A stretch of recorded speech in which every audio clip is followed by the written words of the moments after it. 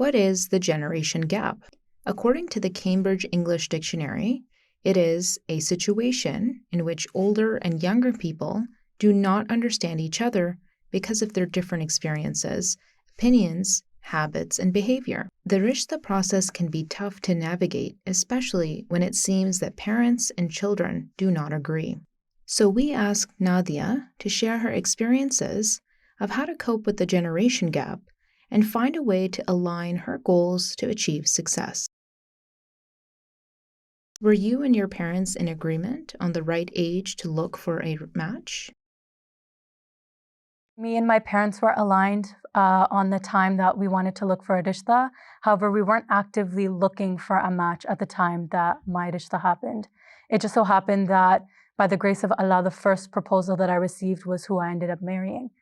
I was 18 at the time, and it was difficult for my mother, especially just because I was so young, but she never opposed God's will, and she showed a lot of patience during that time.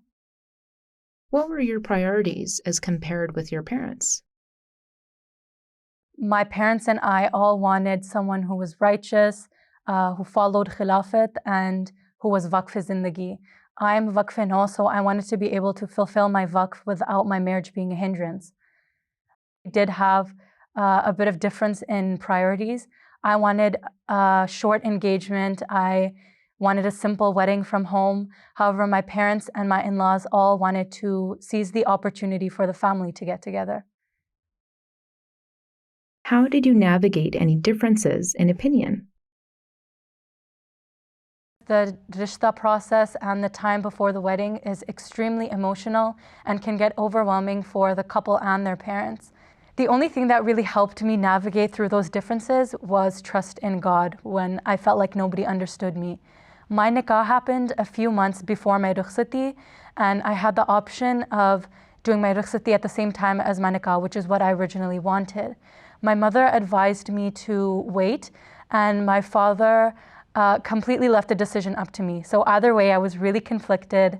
I felt restless, confused, and even distressed. Anyone that I asked for advice, I feel like they didn't really understand my dilemma. After a few short days of prayer, I knew in my heart that waiting was the right thing to do for my situation for many reasons, and I no longer felt that desperation or anxiety that I did before. How did the rishta process affect your relationship with your parents? In the early days of my rishta, it was very strained and even tense because everyone was kind of stressed and on edge. I was obviously scared and extremely anxious for this new step in my life. It was a lot of change at once. I thought that due to their own wedding happening in completely different circumstances and a different generation, that they couldn't possibly begin to understand my thinking, but that was extremely wrong. It is only because of the responsibility that God has bestowed upon parents and their own desire to see their children happy that parents get their children married. Otherwise, it is an extremely difficult thing to see your child move away from you. And so all it really took in the end was me being able to explain my thought process in a way that they would receive it and to communicate that effectively. How did your expectations differ from reality? My whole life, every decision that affected me was made by my parents and myself. So now that there was a second set of parents and a whole other family that was going through the exact same thing, it was really difficult. Another expectation I had was that my parents would know how everything would go down during the rishta process. However, I realized that I need to communicate clearly what things are important to me and what my values were. Just because it's better to be said earlier on, even if you're afraid that it might jeopardize the rishta. If it does, then you know that that wasn't a good match for you. And if it doesn't, then great, alhamdulillah. Did you feel external pressure affect either you or your parents' decision-making? There was some people whose opinions we considered, such as my grandparents and my older siblings. At a certain point, I did feel like there was too many opinions. So when that happened, I took a step back and I started istikhara.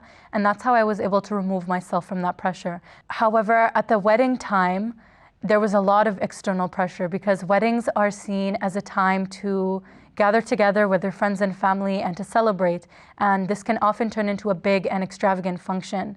My wedding happened during peak pandemic times, so it was difficult to accommodate everyone. We all kind of felt at a loss, my parents and my in-laws, because there were some people, some of our loved ones who weren't able to attend. Any advice to offer others?